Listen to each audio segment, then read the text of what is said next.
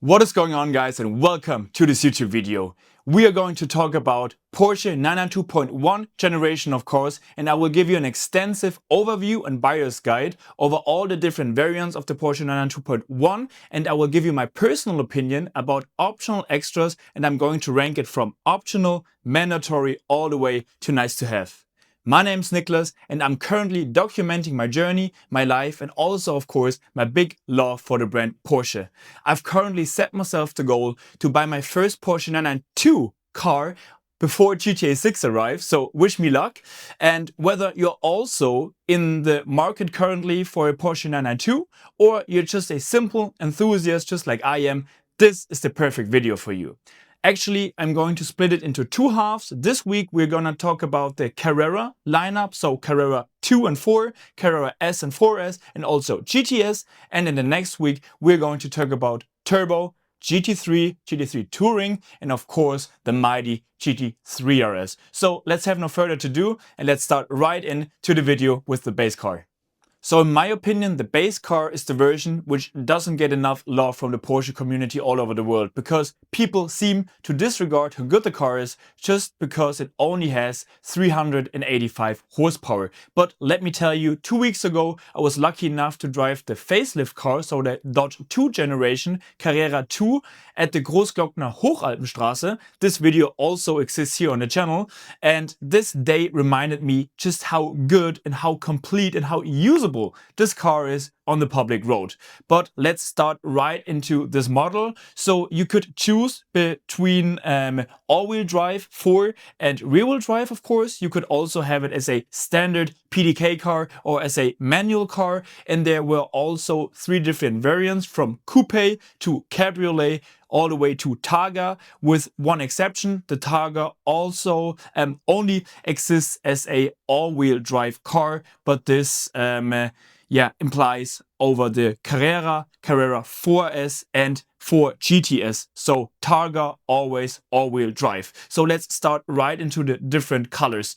There were 2 different color palettes. So you had the standard solid colors, of course, which were the basic white, the black, the guards red, and according to the model year, also racing yellow, which is an incredible color. I drove it last year.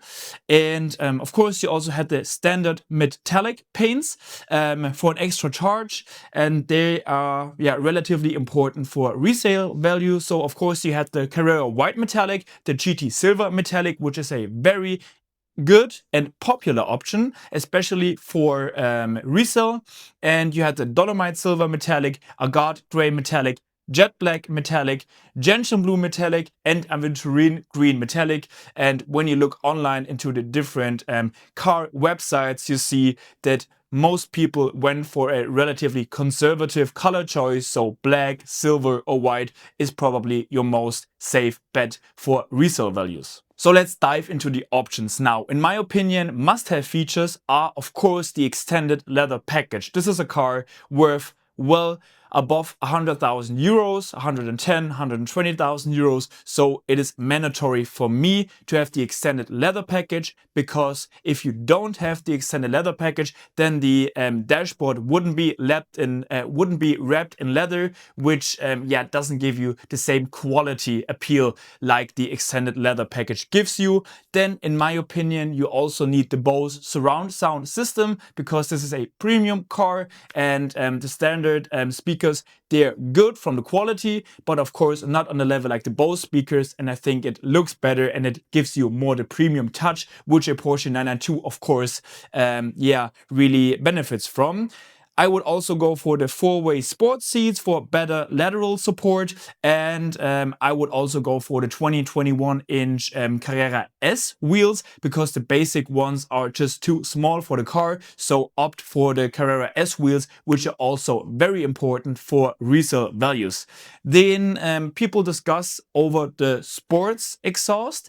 In my opinion, the sports exhaust looks better just from a visual point of perspective. So I would also just go for the sports exhausts because of the visuals. But I think, in my opinion, the sports exhaust gives you a lot more character from the car. People always complain about the lack of noise in the modern Porsches, but I can tell you, I've driven quite a few 992 generation cars, and from the inside they always sound great. And in my opinion, you hear a big difference between sports exhaust and non-sports exhaust right from the crackles. When you go into the sport mode of the car and you downshift, the normal car just downshifts, and the sports exhaust car, they give you a bit more crackles, a bit more character. So I would always try to find a car which has that sport exhaust, and I think also for resale values this is relatively important.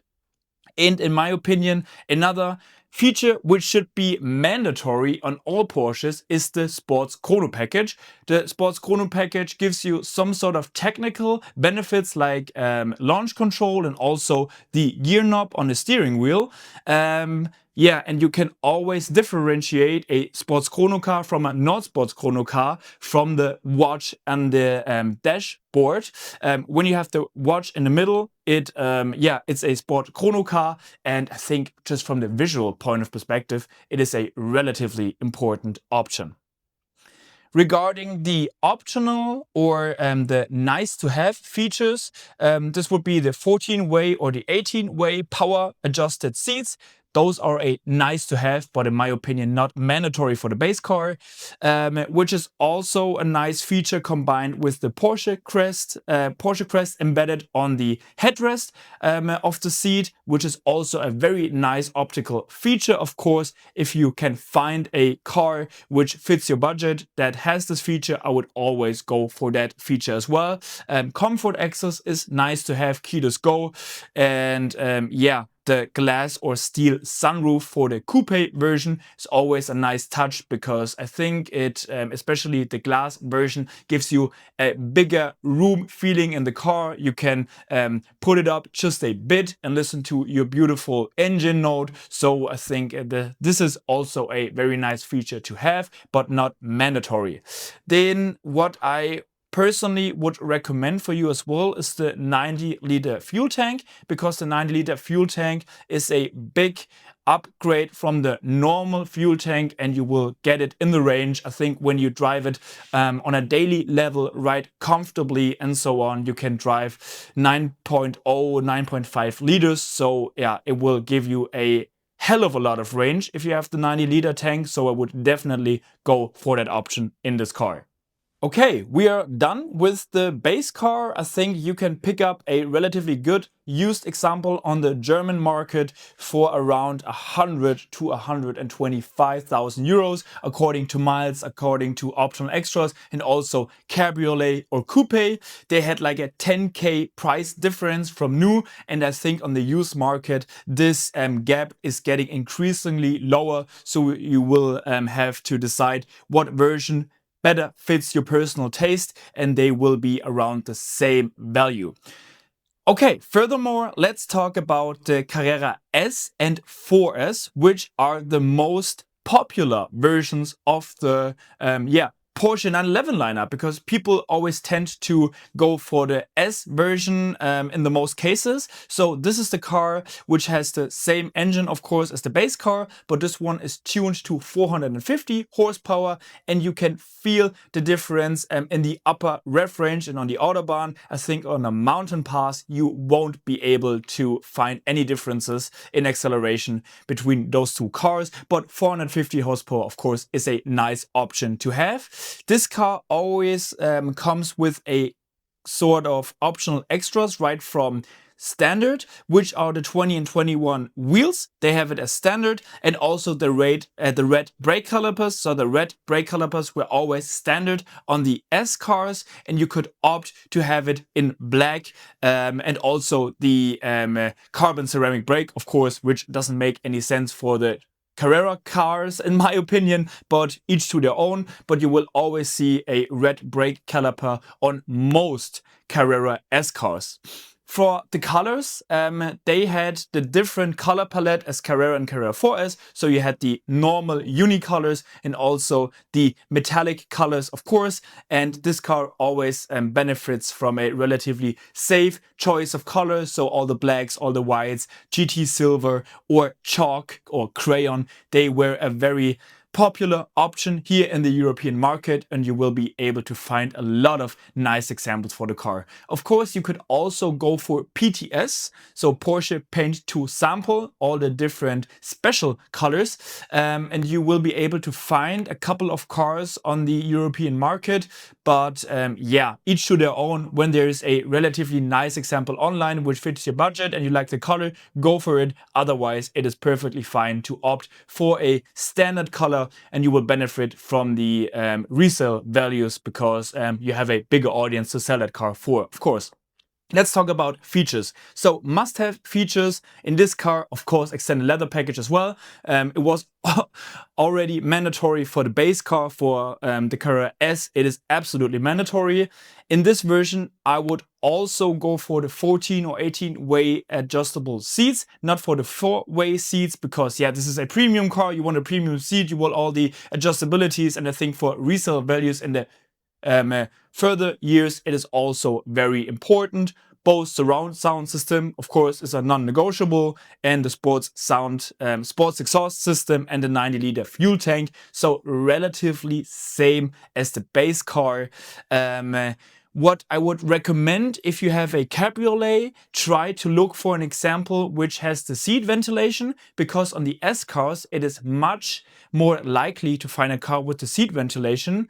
Rather than at the GTS versions. We will discuss that later, but seat ventilation is a nice feature to have if you have a cabriolet or a Targa car.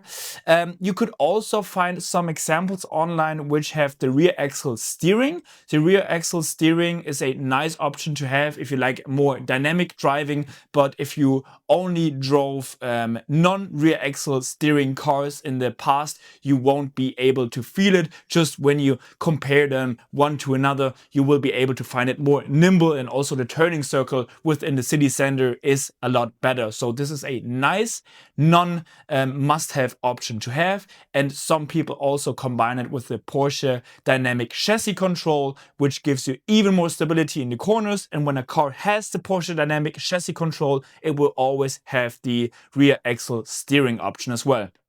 And Power Steering Plus is also a recommended option for the Carrera S, and glass sunroof, of course, black headline surroundings. I would also try to find an example with a 360-degree camera.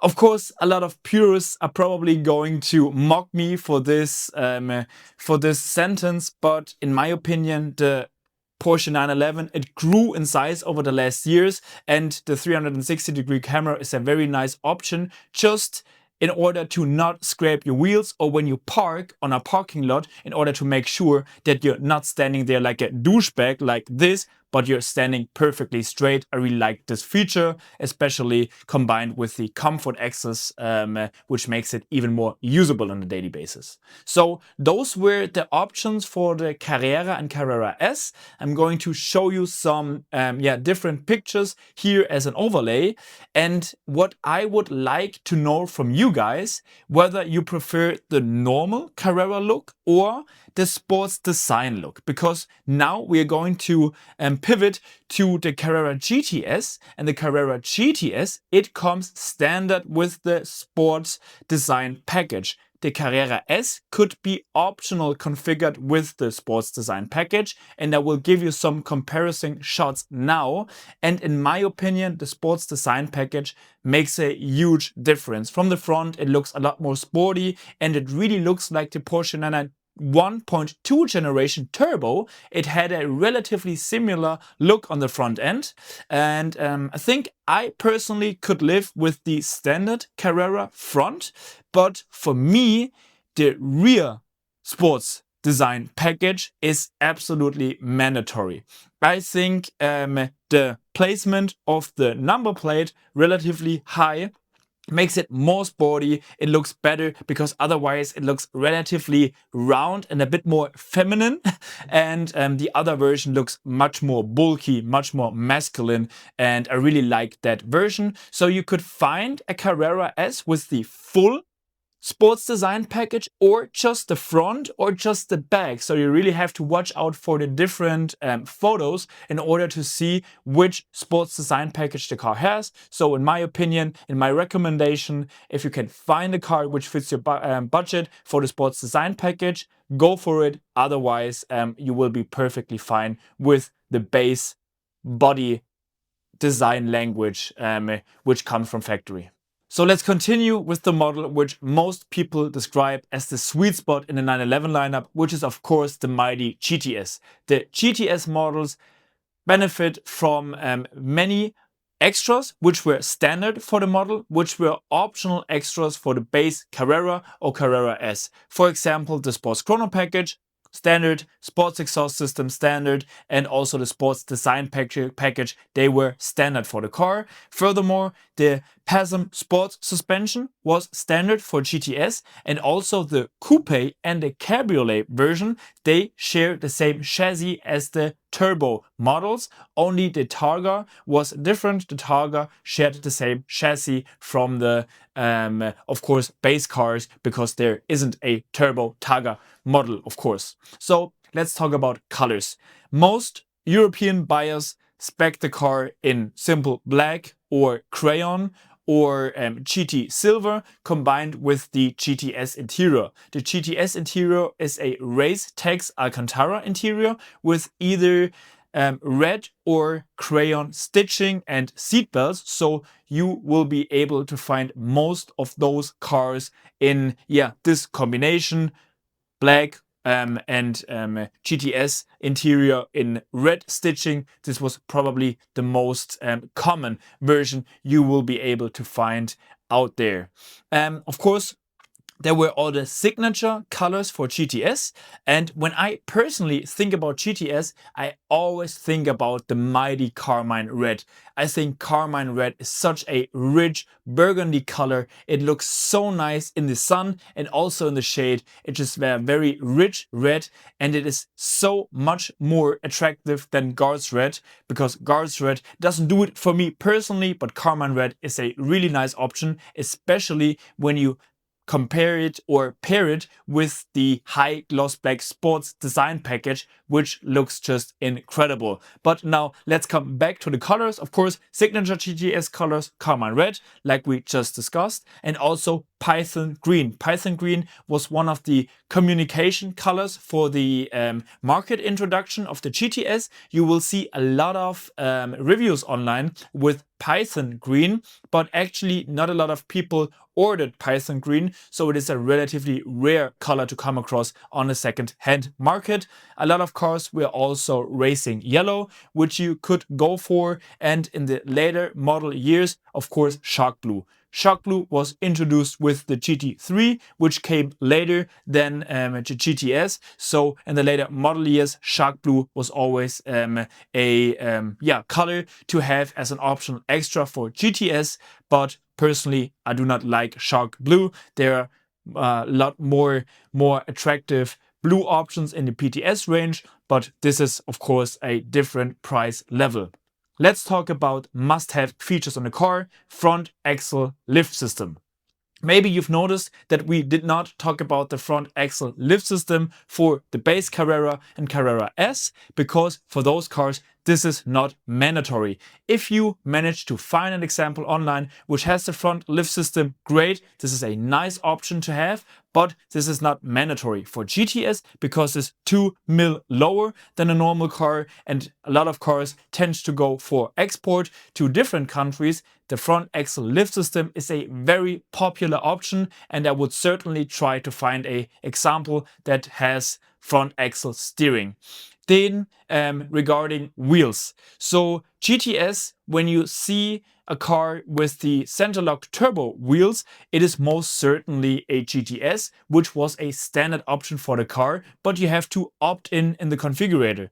A lot of people also went for the RS Spider wheels on the GTS, which is by far not as popular as the GTS centerlock wheel. So I would personally try to go for a centerlock car because it is much better for resale, because this is a option people tend to see for the GTS. And what would I also go for? Of course, 90-liter fuel tank. This is a non-negotiable. I would always try to find a car like this online. So those are the must-have features which you absolutely need to get for the GTS. Let's talk about optional or personal options which you need to have or can have according to your use case where you try to get the car. So ceramic brakes of course is a optional. I think it's about 10k here in Europe. I would never go for carbon ceramic brakes on a Carrera car because in my opinion it is not worth it, and you're probably not tracking your Carrera cars. But if you like the yellow brake calipers, of course, or you do not want any brake dust on your rims, then this could be an interesting option for you. Then rear axle steering. Rear axle steering is an option. I would personally try to find an example because the rear axle steering makes the car more nimble, it makes it more sporty, it makes it more direct in the steering inputs, which is an option that is a relatively good mix with the sporty ethos of the GTS badge. And if you can find a Porsche Dynamic Chassis Control car, so PDCC Plus option, this is relatively interesting for GTS because this option always includes the rear axle steering, and this is the most sporty driving variant you can get. Talk about sporty driving variants, we need to talk about the lightweight package for GTS. Lightweight package was an optional package that was available for the coupe car, which included the 918 Spider carbon bucket seats in the front, and it also included a rear bench deletion. So those cars are only two-seaters. You won't have a rear bench in those cars, and they have the carbon seat in front. There are some examples online here on the German market, but from my experience, this is not a configuration a lot of people seem to look for because those cars are usually spec'd relatively high. They have all the options from rear wheel steering and so on, carbon bucket seats and so on, but those cars tend to go for lower values than cars which have the normal seats, because in my opinion GTS is all about daily drivability combined with sporty driving. People don't want those bucket seats because they're not going to track the car. If you are into that sort of thing, you will be able to find a lot of versions online for a relatively nice value. I think there are some cars out there for 140,000 euros, which is of course high, but those had a MSRP above 190k. So this is a nice configuration to go for, but only if you are into that sporty driving. I think for 95% of buyers, the normal seats are the way to go, and I would also try to go for the rear bench, which is standard of course for GTS, but was deleted when you went for the lightweight package. Then what I would personally recommend for you, if you go for the Cabriolet or for the Targa, try to find an example with a leather interior. The leather interior was relatively rare on the GTS cars because, as I just told you, most people tended to go for GTS interior, but the leather interior, this allowed you to spec the ventilated seats. And I personally think in a Cabriolet, the ventilated seats, this is a really nice option to have in the hot summer days to cool your back and your bottom down. So if you manage to find an leather interior car for Cabriolet on Targa, this is a very rare combination. I would certainly go for those options. If you go for a coupe, then the GTS interior, in my opinion, is a non-negotiable. I would always try to go for the GTS interior in the coupe because this is your best bet for resale values, and it also, of course, looks very attractive. Thin matrix LED headlights, also a very good option. And as I just told you in the beginning, you could also go for the high gloss black exterior. Normally the sports design package, it has this, plastic gray color, and the wheels were normal black. But when you went for the high gloss black package, especially in combination with a extrovert color like carmine red, this is a very nice combination, and it makes an even better or bigger statement than the normal sports design package. So with this, we've completed the whole Carrera lineup. We've talked about base Carrera, Carrera 2 and Carrera 4, Carrera S and 4S, and also Carrera GTS. And now I'm eager to hear what would be your perfect configuration for Carrera models of the 992 model. Would you go for the base car with relatively low options, or would you go for a full kitted out GTS? So tell me your opinion down below, and now please subscribe to the channel, because next week, as I promised, we are going to discuss turbo GT3 and GT3 RS. So please subscribe to the channel, ring the bell so you will be able to get notified for the new video. And now please like the channel, help me out, and I'm really looking forward to discuss more Porsche topics in the upcoming videos. So take care, see you in the next one.